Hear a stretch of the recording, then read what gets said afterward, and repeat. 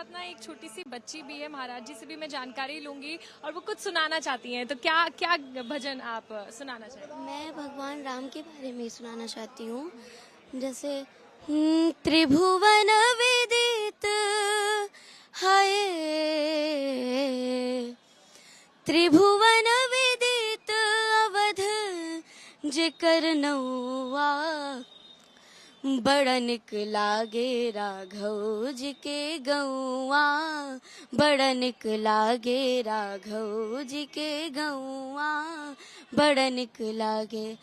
जहाँ ब्रह्म राम शिशु गलियन में खेले, अजूरी में भरी भरी धूल सिर मेरे। जहाँ ब्रह्म राम शिशु गलियन में खेले, अजूरी में भरी भरी धूल सिर मेरे। जहाँ न कबहू चले हाय,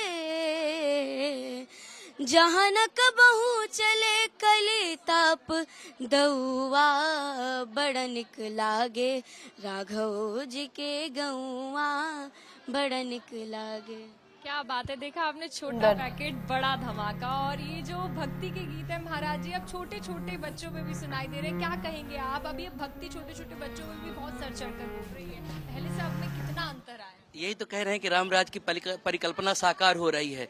इन बच्चों के जो संस्कार है, जिस तरह से सुन रही हैं, राम भजन गा रहे हैं।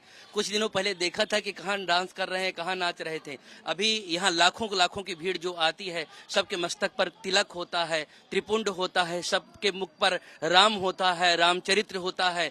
जगह जगह जाने पर हम लोग पूरे विश्व भर में जहाँ भर जाते हैं, वहाँ पर राम मंदिर की चर्चा होती है, राम के आदर्श चरित्र की चर्चा होती है। यही तो रामराज है। जब राम जी को, मैं एक बात हमेशा कहता हूं कि भगवान राम भगवान के नाते अगर ना भी माने तो मनुष्य का जीवन कैसा हो, हम सब मनुष्य हैं, मनुष्यता का पाठ पढ़ाने के लिए भगवान आए, तो निश्चित तौर पर मनुष्य जीवन कैसा हो, यही राम राज्य है। ये बच्चे आज कोयल कौवा गा रहे हैं ना, तो कहीं ना कहीं वो साकार होता दिखाई पड़ रहा है। गा रहे हैं, मैंने सुना आप भी काफी अच्छी चौपाई गाते हैं। एक चौपाई आप। अभी तो जो माहौल चल रहा है, एक कड़ी पहले से मन में बैठी है, इस तरह से जो हृदय पटल पर है उसको केवल गुनगुनाते हैं। राजा बने रघुरैया, अवध में बाजे बधैया। राजा बने रघुरैया, अवध में बाजे बधैया। बाजे बधैया सखी, बाजे बधैया, बाजे बधैया सखी, बाजे बधैया। राजा बने रघुरैया, अवध में बाजे बधैया। राजा बने रघुरैया, अवध में बाजे बधैया। तो आप देखिए, जो तस्वीरें आप दिखा रहे हैं कि मंदिर के अंदर तो भक्ति चल ही रही है, ऐसी ही भक्ति मंदिर के बाहर, क्योंकि मैं इस वक्त मौजूद हूँ राम मंदिर के बाहर भी बिल्कुल भक्त भी मौजूद हैं और वहाँ पर भक्ति की रसधारा हर जगह बह रही है। ऐसी अविरल धारा देखिए स्टूडियो में भी बह रही है। पूजा लौटते हैं आपके पास, आपने अश्रुओं का गुंजन जिक्र किया था, अभी थोड़ा बोलने की हालत में वापस आई तो मैं दूसरों को देखकर राज्य कहा करती थी कि रोते क्यों हैं, क्यों इतने भावुक हो जाते हैं। आज वो एहसास हो गया। भगवान राम से पूछा गया कि एक्चुअल में आपके भक्ति की पहचान क्या है, किसको कहा जाए आपका भक्त। तो भगवान राम ने बहुत सुंदर शब्दों में कहा कि मम गुण गावत पुलक शरीरा। यदि मेरे नाम का स्मरण करते हुए आपके शरीर के रोंगटे खड़े हो जाएं, मम गुण गावत, आपके शरीर में कंपन हो जाए, मम गुण गावत पुलक शरीरा। और गदगद गिरा, गिरा कहते हैं जीभ को, यानी आप जब मेरे चरित्र का वर्णन करते हुए, मेरे बारे में वर्णन करते हुए आपकी आवाज के अंदर वो सात्विकता हो, आपकी आवाज के अंदर वो पॉजिटिविटी हो, आपका गला रुंध जाए। गदगद गिरा नयन बह नीरा, और नयनों से आपके यदि अश्रु आने लग जाए तो आप समझ लीजिए कि परमात्मा की मुझ पर बहुत बड़ी कृपा है, मेरी परमात्मा की भक्ति। आइए मैं चाहूंगा कि इस चौपाई को गा करके हम लोग आपके अश्रुओं को भगवान की कृपा के लिए उनका धन्यवाद करेंगे। मंगल भवन या मंगल हारी, हाँ मंगल भवन या मंगल हारी।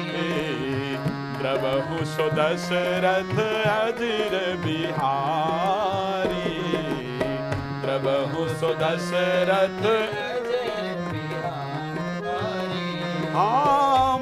गुण गावत, मम गुण गावत, मम गुण गावत पुलक शरीरा, मम गुण गावत पुलक शरीरा।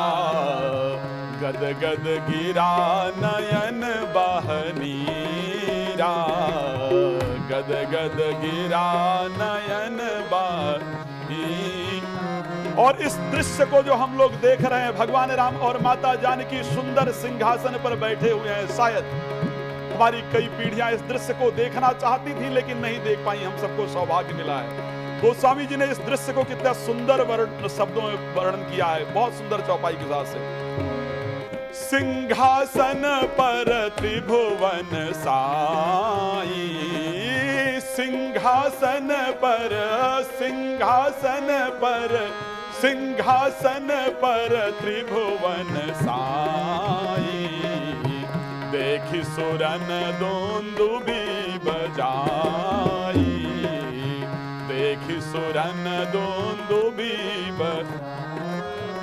हाँ वेद मंत्र तब, वेद मंत्र तब, वेद मंत्र तब द्विजन उचारे।